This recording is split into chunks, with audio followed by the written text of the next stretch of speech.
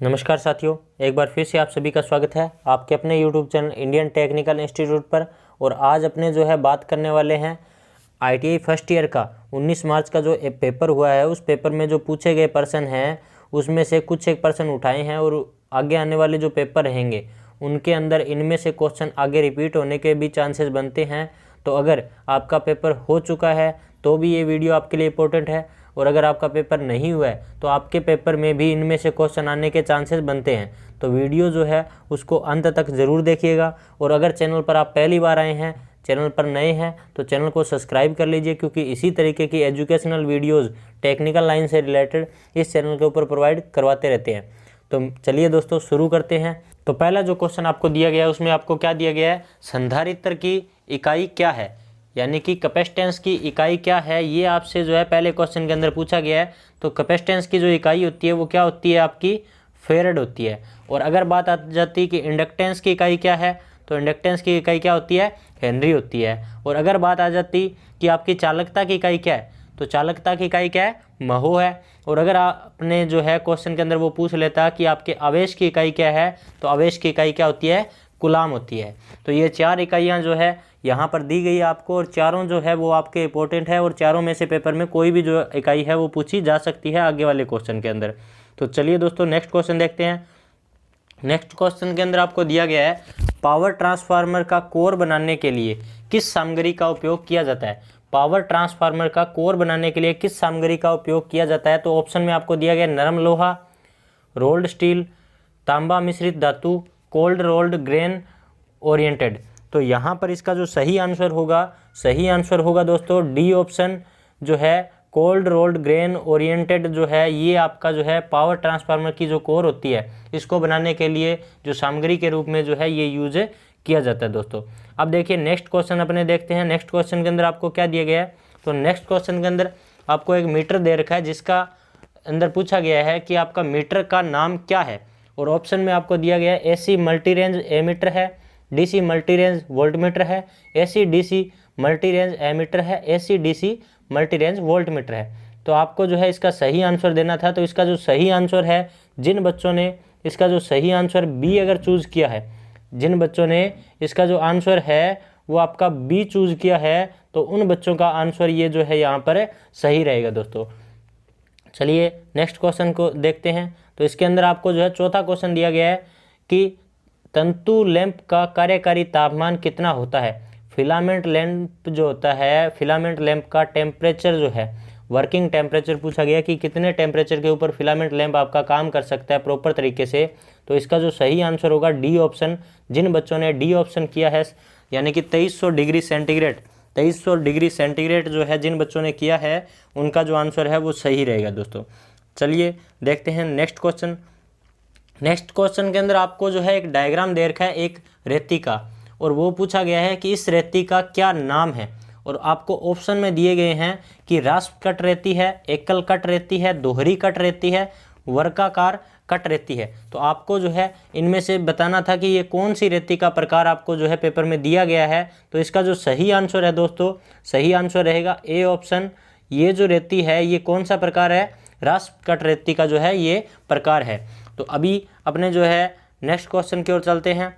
तो next question के अंदर आपको दिया गया है माइक्रोवेव ओवन में प्रयुक्त मैग्नेट्रॉन ट्यूब फिलामेंट वोल्टेज क्या है। यानी कि आपका जो ओवन होता है उसके अंदर जो है ट्यूब यूज़ की जाती है, उसकी जो वोल्टेज रेटिंग है, वोल्टेज रेटिंग क्या रहेगी, उसके लिए आपको जो है पेपर में पूछा गया ये क्वेश्चन। तो उसकी जो वोल्टेज रेटिंग होती है वो 3.2 वोल्ट होती है AC के अंदर, 3.2 वोल्ट। यानी कि यहाँ पर इसका जो सही आंसर रहेगा 3.2 वोल्ट, यानी कि डी ऑप्शन।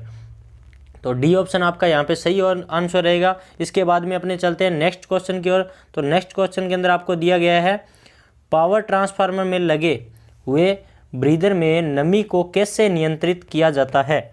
पावर ट्रांसफार्मर में लगे हुए ब्रीदर में नमी को कैसे नियंत्रित किया जाता है। ऑप्शन ए आपको दिया गया है कि सिलिका जेल का उपयोग करके, ट्रांसफार्मर में तेल का उपयोग करके, सोडियम क्लोराइड का उपयोग करके, अमोनियम जेली का उपयोग करके।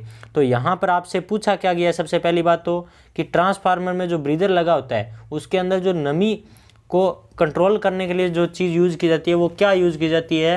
तो यहाँ पर आपको 4 ऑप्शन दिए गए हैं। तो यहाँ पर इसका जो सही आंसर रहेगा दोस्तों, सही आंसर रहेगा ए ऑप्शन।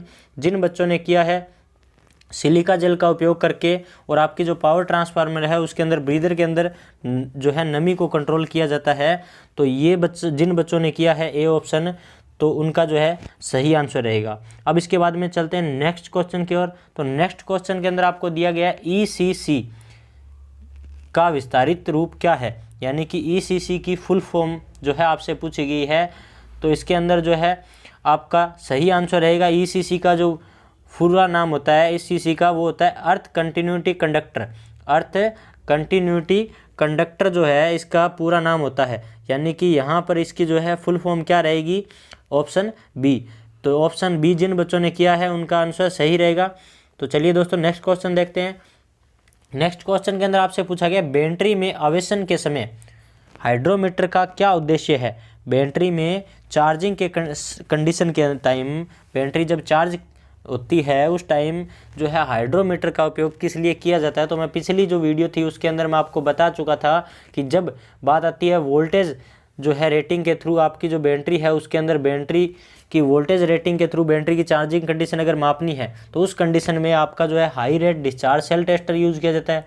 और जब आपका जो है अपेक्षित घनत्व माप के और बैटरी की चार्जिंग कंडीशन मापनी होती है तो उस कंडीशन में आपका जो है हाइड्रोमीटर उपयोग किया जाता है। तो यहाँ पर देखिए इसका जो है डी ऑप्शन आपको दिया गया है। यहाँ पर बोला गया विद्युत अपघट्य का गुरुत्व, विशिष्ट गुरुत्व निर्धारित करने में, यानी कि बैटरी जो होती है उसकी AH निर्धारित करने में इसका यूज़ नहीं होता है। और इसके बाद में जो है आपका बैटरी की वोल्टेज स्तर निकालने के लिए, तो इसके लिए भी यूज़ नहीं होता है, क्योंकि इसके लिए जो है आपका high rate discharge cell tester use होता है। इसके बाद में बैटरी निरावेशी स्तर निकालने हेतु तो इसके लिए भी यूज़ नहीं होता। लेकिन इसका जो यूज़ होता है वो किस लिए यूज़ होता है आपका, तो इसका जो यूज़ होता है वो आपका विद्युत अपघट्य का विशिष्ट गुरुत्व निर्धारित करने के लिए, यानी कि आपका जो है इलेक्ट्रोलाइट उसका जो है अपेक्षित घनत्व निकालने के लिए इसका जो है यूज़ किया जाता है। यानी कि इसका जो सही आंसर रहेगा, सही आंसर दोस्तों क्या रहेगा, डी ऑप्शन जो है जिन बच्चों ने किया है उनका जो है आंसर ये सही रहेगा। अब इसके बाद में नेक्स्ट क्वेश्चन देखते हैं। तो नेक्स्ट क्वेश्चन के अंदर आपको दिया गया है समांतर परिपथ में R2 का मान ज्ञात कीजिए। तो यहाँ पर आपको एक परिपथ दे रखा है समांतर के अंदर, जिसके अंदर आपको 3 प्रतिरोध जो है R1 जो है वो R2 जो है और R3, 3 प्रतिरोध आपको जो है समांतर क्रम में लगाकर दे रखा है। और R1 की वैल्यू है इसमें 8 ओम है और R3 की वैल्यू 3 ओम है। और बीच वाला जो प्रतिरोध बचा है, ये बीच वाला जो प्रतिरोध बचा है इसकी वैल्यू आपको बोला गया है कि हमें बताइए कि इसकी वैल्यू कितनी होगी। और इसके अंदर जो करंट की रेटिंग है वो करंट का मान आपको दे रखा है यहाँ पे 15 एम्पियर और वोल्टेज का मान आपको दे रखा है 24 वोल्ट। तो यहाँ पर आपसे पूछा क्या गया है, तो आपसे पूछा गया है R2 की वैल्यू जो है R2 की वैल्यू कितनी होगी। तो यहाँ से R2 की वैल्यू अपने कैसे निकाल सकते हैं, फाइंड कैसे कर सकते हैं अपने। तो यहाँ पर अपने देखिए मैंने जब आपको DC थ्योरी जब चैप्टर करवाया था तो उस टाइम मैंने आपको बताया था कि आपके DC थ्योरी चैप्टर के अंदर कि जब किसी भी सर्किट के अंदर श्रेणी के अंदर बात आती है तो श्रेणी क्रम के अंदर आपके जो करंट का मान होता है वो समान रहता है, और जब भी पैरेलल की बात आती है तो वोल्टेज का मान जो है वो समान रहता है।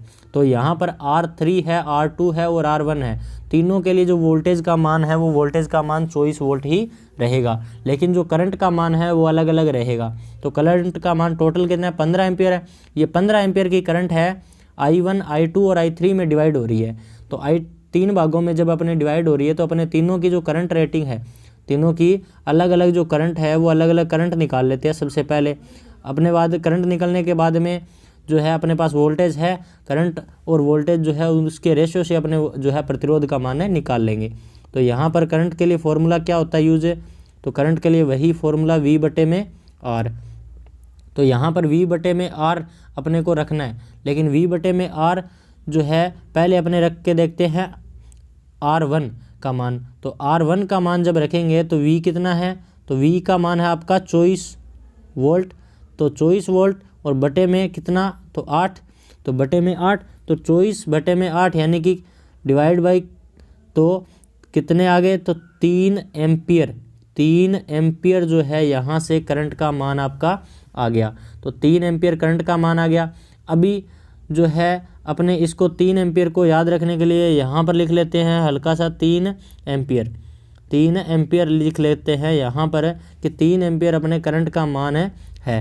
तो 3 एम्पियर अपने करंट का मान हो गया। अब इसके बाद में जो है वो अपने निकालते हैं दूसरे जो है प्रतिरोध, उसके अंदर जो है अपने मान निकाल के देखते हैं। तो अपने को किसकी वैल्यू दी गई है, तो यहाँ पर अपने को तीसरा जो प्रतिरोध है उसकी वैल्यू दी गई है। तो 24 डिवाइड बाई 3 ओम, यानी कि 3 ओम का प्रतिरोध है। तो यहाँ से करंट का मान कितना आ गया, तो 8 एम्पियर आ गया। तो यहाँ पर अपने लिख लेते हैं 8 एम्पियर।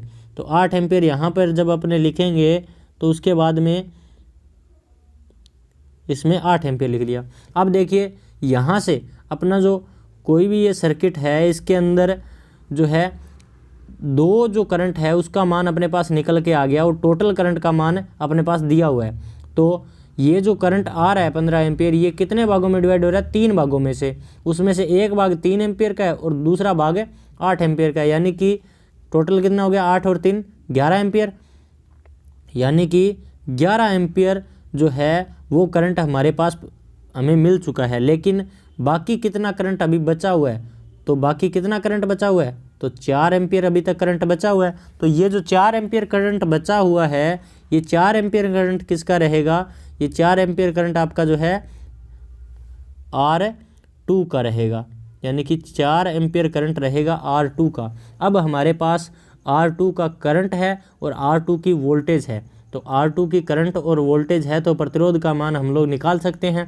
तो प्रतिरोध निकालने के लिए हमें जो है यहाँ पर किस चीज़ का यूज़ होता है, तो यहाँ पर जो है R की जब वैल्यू निकालनी होती है तो R की वैल्यू निकालने के लिए हम लोग यूज़ करते हैं V/I, V/I।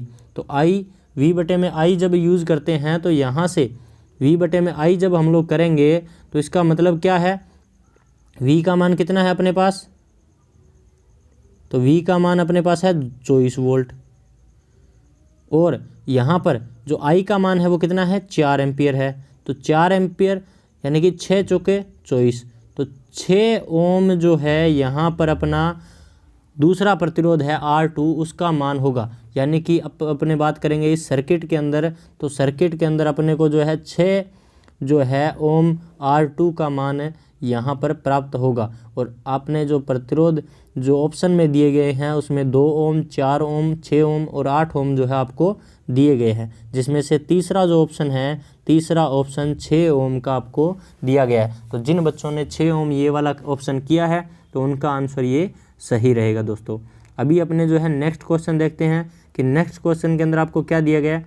ऐसी समांतर परिपथ में प्रेरकत्व का पारस्परिक क्या है, यानी कि आपका इंडक्टेंस का जो है विलोम जो है वो क्या होता है, ये आपसे पूछा गया है। यानी कि अब आपका जो सर्किट होता है उसके अंदर जो है कितनी चीज़ें काम करती है, तो आपके एसी सर्किट के अंदर देखिए क्या काम करता है। तो एक होता है आपका एक्स होता है, रिएक्टेंस होता है, एक आपका जो है एडमिटेंस होता है, एडमिटेंस यानी कि आपका जो है वाई होता है। उसके बाद में जो है एक आपका जो है चालकता होती है, चालकता का मतलब जी होता है। उसके बाद में एक सस्पेक्टेंस होता है यानी कि बी होता है। अब इसके अलावा आपका जो है और क्या क्या चीज़ें आती है सर्किट के अंदर, तो इसके अंदर आपका जो है जेड भी आता है और उसके अलावा जो है रात आर यानी कि प्रतिरोध भी, रेजिस्टेंस भी आपका जो है आता है। तो प्रतिरोध आता है, ये 6 चीज़ें आपकी आती है। तो इसमें इसने पूछा है इंडक्टेंस, यानी कि जो है आपका इंडक्टेंस है उसका जो है पारस्परिक क्या है। तो इंडक्टेंस का जो पारस्परिक होगा वो इस सर्किट के अंदर क्या होगा, तो यहाँ पर जो है इंडक्टेंस का पारस्परिक जो है सस्पेक्टेंस, यानी कि सस्पेक्टेंस जो है आपका इंडक्टेंस का पारस्परिक होता है। जो जिन बच्चों ने यहाँ पर डी ऑप्शन किया है तो उनका जो डी ऑप्शन है वो बिल्कुल सही रहेगा दोस्तों। अब इसके बाद में अपने देखते हैं कि 32 एम्पियर रेटेड केबल की धारा वहन क्षमता क्या होगी यदि इस पुनः तार बांधने योग्य फ्यूज से सुरक्षित किया गया हो। तो इसका जो सही आंसर था बच्चों तो वो था सी ऑप्शन, यानी कि 26 एम्पियर। जिन बच्चों ने अटेम्प्ट किया है 26 एम्पियर को जिन बच्चों ने सही किया है वो सही आंसर है उनका रहेगा। उसके बाद में जो है नेक्स्ट क्वेश्चन की ओर चलते हैं। नेक्स्ट क्वेश्चन के अंदर आपको दिया गया एक ट्रांसफार्मर में तांबे के नुकसान का निर्धारण कैसे किया जाता है। एक ट्रांसफार्मर में तांबे के नुकसान का निर्धारण कैसे किया जाता है, यानी कि कॉपर लॉस जो है ट्रांसफार्मर में कैसे ज्ञात किया जाता है। तो कॉपर लॉस ज्ञात किया जाता है अपना शॉर्ट सर्किट टेस्ट जो होता है, शॉर्ट सर्किट टेस्ट करके और अपने जो है ट्रांसफार्मर में कॉपर लॉस ज्ञात करते हैं दोस्तों। उसके अलावा अगर बात आ जाती, अगर वो पूछ लेता कि ट्रांसफार्मर में ओपन सर्किट टेस्ट कैसे ज्ञात किया जाता है, तो ये जो आंसर है डी ऑप्शन होता। ओपन सर्किट टेस्ट जो है वो करके अपने ट्रांसफार्मर में आयरन लॉस जो है वो ज्ञात किए जाते हैं। अब इसके बाद में नेक्स्ट क्वेश्चन देखते हैं। तो नेक्स्ट क्वेश्चन के अंदर आपको दिया गया है ऐसी समांतर परिपथ में धारा के कुल विरोध के रूप में किस विद्युतीय शब्द को परिभाषित किया जाता है। यानी कि मैंने अभी पीछे क्वेश्चन के अंदर एक आपको बताया था कि आपके जो है 4 चीज़ें काम कर रही है। यहाँ पर आपको 4 ऑप्शन में दिए गए हैं। पहला आपको दिया गया प्रतिरोध दिया गया, दूसरा आपको दिया गया है प्रतिबाधा, तीसरा आपको दिया गया एडमिटेंस, चौथा आपको दिया गया सस्पेक्टेंस। तो आपको ऑप्शन जो है वही फिर से मिल गए हैं। तो जिसके अंदर प्रतिरोध यानी कि आपको आर का ऑप्शन आ गया, रेजिस्टेंस, इसके बाद में प्रतिबाधा यानी कि मैंने आपको पिछली जो है वहाँ पर बताया था कि जेड, इसके बाद में एडमिटेंस यानी कि यहाँ पर बात आ गई वाई, इसके बाद में सस्पेक्टेंस यानी कि आपका जो आ गया बी। तो इतनी चीज़ें आपका जो सर्किट है उसके अंदर काम कर रही है। तो अब ये पूछ रहा है पेपर के अंदर क्वेश्चन के अंदर कि आपका ऐसी समांतर परिपथ में धारा का जो कुल विरोध के रूप में किस विद्युतीय शब्द को परिभाषित किया जाता है। तो ये आपसे पूछा गया है। तो कुल विरोध जो है वो अपने किस से शो करते हैं, तो कुल विरोध को अपने जेड यानी कि इम्पीडेंस या फिर प्रतिबाधा बोलते हैं। जेड या फिर इम्पीडेंस या फिर प्रतिबाधा बोलते हैं। तो जिन बच्चों ने बी ऑप्शन किया है उनका जो आंसर है वो बिल्कुल सही रहेगा दोस्तों। अब देखिए नेक्स्ट क्वेश्चन। तो नेक्स्ट क्वेश्चन के अंदर आपसे पूछा गया मेगर का उपयोग किसके क्या परीक्षण किया जाता है। यानी कि आपका जो मेगर है उसका उपयोग करके क्या परीक्षण किया जाता है। तो मेगर जो है पोलैरिटी टेस्ट किया जाता है, कुचालक प्रतिरोध परीक्षण किया जाता है, भू इलेक्ट्रोड प्रतिरोध जांच की जाती है, या फिर भूचालक निरंतरता कंटिन्यूटी टेस्ट किया जाता है। तो मेगर जो होता है उस मेगर का यूज किया जाता है, मेगर को बोला जाता है अर्थ टेस्टर यानी कि जो है अर्थिंग के अंदर जो है रेजिस्टेंस जो होता है उसको मापने के लिए जो मेगर है उस मेगर का उपयोग किया जाता है। या फिर इंसुलेशन टेस्टर भी बोल सकते हैं। इंसुलेशन मापने के लिए, बहुत उच्च मान का प्रतिरोध मापने के लिए 1 मेगा ओम तक का, यानी कि मेगर से 1 मेगा ओम तक का जो प्रतिरोध है वो मापने के लिए अपने मेगर का उपयोग करते हैं दोस्तों। तो ये क्वेश्चन भी आपका पेपर में अगर पूछा गया था और जिन बच्चों ने सी ऑप्शन किया है उनका जो आंसर है वो बिल्कुल सही रहेगा दोस्तों। उसके बाद में नेक्स्ट क्वेश्चन के अंदर देखते हैं। नेक्स्ट क्वेश्चन के अंदर आपसे पूछा गया विद्युत उपकरण में लगी अग्नि हेतु कौन सा अग्निशामक यंत्र प्रयोग किया जाता है। तो इसके अंदर आपको ऑप्शन के अंदर दिए गए हैं हेलोन प्रकार का, या फिर आपको ऑप्शन में दिया गया है जाग प्रकार का, या फिर गैस कारतूस प्रकार का, या फिर संग्रहित दबाव प्रकार का। ये 4 ऑप्शन के अंदर आपको दिए गए हैं।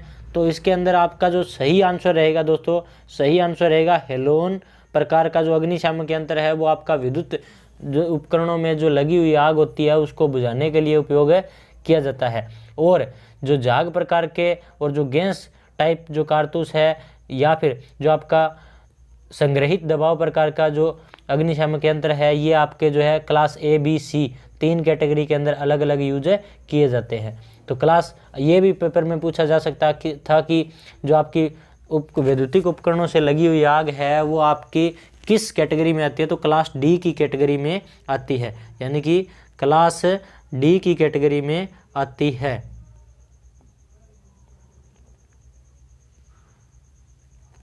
अब इसके बाद में चलते हैं नेक्स्ट क्वेश्चन की ओर। तो नेक्स्ट क्वेश्चन के अंदर आपको दिया गया है कि डीसी परिपथ में शक्ति की गणना करने का सूत्र क्या है। डीसी परिपथ में शक्ति की गणना करने का सूत्र क्या है। तो डीसी परिपथों के अंदर जो है पावर कैलकुलेट करने की जब भी बात आएगी तो डीसी परिपथों में शक्ति की गणना जो है आपकी V बराबर क्या होता है, तो P बराबर होता है VI P बराबर VI होता है, यानी कि वोल्टेज इंटू करंट जो है उसके द्वारा अपने पावर जो है उसका कैलकुलेट किया जाता है। यहाँ पर आपका जो है धारा इंटू वोल्टेज बी ऑप्शन के अंदर आपको दिया गया है, तो बी ऑप्शन जो है आपका यहाँ पर सही रहेगा दोस्तों। तो बी ऑप्शन जो है वो आपका सही है। इसके बाद में नेक्स्ट क्वेश्चन देखते हैं। तो नेक्स्ट क्वेश्चन के अंदर आपको दिया गया है ऐसी परिपथ में कम शक्ति गुणक जो है को बेहतर कैसे किया जा सकता है, यानी कि पावर फैक्टर को कैसे सुधारा जा सकता है, ये जो है आपसे पूछा गया है। ऑप्शन में आपको दिए गए हैं प्रतिरोधों को श्रेणी क्रम में जोड़कर, कैपेसिटर जो है उसको श्रेणी क्रम में जोड़कर, जो आपका इंडक्टर होता है, आपकी कॉइल जो होती है उसको श्रेणी क्रम में जोड़कर, या आपका जो कैपेसिटर है उसको समांतर क्रम में दोस्तों जोड़कर। तो आपका जो कैपेसिटर होता है, सबसे पहली बात तो पेपर में क्वेश्चन ये भी पूछा जा सकता था कि पावर फैक्टर सुधारने के लिए कौन सी डिवाइस यूज़ की जाती है, तो कैपेसिटर यूज़ किया जाता है, ये पूछा जा सकता था। उसके बाद में कैपेसिटर जो है उसको अपने जो है किस तरीके से यूज़ करते हैं, तो कैपेसिटर जो होता है उसको पावर फैक्टर सुधारने की जब भी बात आएगी तो समांतर क्रम में जोड़कर अपने पावर फैक्टर सुधारते हैं, क्योंकि जो कैपेसिटर होता है वो आपका जिस तरीके से आपके प्रतिरोध श्रेणी क्रम में जुड़ते हैं, कैपेसिटर जो होता है वो आपका विलोम यानी कि समांतर क्रम में जुड़ता है। यानी कि आपको जो है क्वेश्चन के अंदर डी ऑप्शन जो है सही करना था। जिन बच्चों ने डी ऑप्शन किया है उनका जो आंसर है सही रहेगा दोस्तों। अब इसके बाद नेक्स्ट क्वेश्चन देखते हैं। तो नेक्स्ट क्वेश्चन के अंदर आपसे पूछा गया है यदि तापमान में वृद्धि के साथ इसका प्रतिरोध मान बढ़ता है, यदि तापमान में वृद्धि के साथ इसका प्रतिरोध मान बढ़ता है तो प्रतिरोध का नाम क्या है। यानी कि अगर जो है तापमान वृद्धि के साथ अगर आपका प्रतिरोध का मान बढ़ता है तो उसको अपने क्या बोलेंगे, वेरिएस्टर बोलेंगे, संसिस्टर बोलेंगे, थर्मिस्टर बोलेंगे, LDR यानी कि लाइट डिपेंड रेजिस्टेंस बोलेंगे। अगर आपका टेम्परेचर भी बढ़ रहा है और प्रतिरोध का मान भी बढ़ रहा है तो हम लोग उसको क्या बोलेंगे। तो सबसे पहली बात तो उसको हम लोग जो है क्या बोलेंगे, तो PTC बोलेंगे दोस्तों। क्या बोलेंगे, PTC बोलेंगे, PTC बोलेंगे। दूसरा क्या होता है, NTC होता है, दूसरा होता है NTC। PTC और NTC दो चीज़ें होती है, पॉजिटिव टेम्परेचर कोफिशिएंट और नेगेटिव टेम्परेचर कोफिशिएंट दोस्तों। तो जिसमें से यहाँ पर आपसे क्या पूछा गया है कि जो PTC है वो PTC अपने किसको बोलते हैं, वेरिएस्टर को बोलते हैं, संसिस्टर को बोलते हैं या थर्मिस्टर को बोलते हैं। तो दोस्तों जो PTC होता है वो आपका संसिस्टर को बोला जाता है और आपका जो NTC होता है वो आपका थर्मिस्टर को बोला जाता है। तो पेपर में ये दोनों जो क्वेश्चन हैं ये दोनों क्वेश्चन पूछे जा सकते थे। यानी कि यहाँ पर इसका जो सही आंसर है वो सही आंसर क्या रहेगा दोस्तों, तो इसका जो सही आंसर रहेगा वो रहेगा संसिस्टर, यानी कि बी ऑप्शन है सही रहेगा। जिन बच्चों ने किया है उनका जो ये आंसर है बिल्कुल सही रहेगा। तो उम्मीद करता हूँ दोस्तों ये वीडियो जो है आपको समझ में आई है और आपके लिए काफ़ी नॉलेजेबल रही होगी। और अगर वीडियो आपको अच्छी लगी है तो लाइक, कमेंट और शेयर ज़रूर कीजिए अपने दोस्तों के साथ, क्योंकि आपका अपना ही चैनल है। ज़्यादा से ज़्यादा शेयर अगर करोगे तो आपके जो दोस्त हैं उनको इसका जो है बेनिफिट होता रहेगा और अपने जो है आगे से आगे जो है और एजुकेशनल इसी तरीके की वीडियो जो है वो अपने लेके आते रहेंगे चैनल के ऊपर। और चैनल जो है अगर आपने अभी तक सब्सक्राइब नहीं किया है तो सब्सक्राइब कर लीजिए और आपको साथ में जो बेल आइकन दिया गया है इस बेल आइकन को भी प्रेस कर दीजिए। तो उम्मीद करता हूँ कि वीडियो आपको अच्छी लगी होगी। मिलते हैं आपसे किसी और वीडियो में, तब तक के लिए जय हिंद, जय भारत।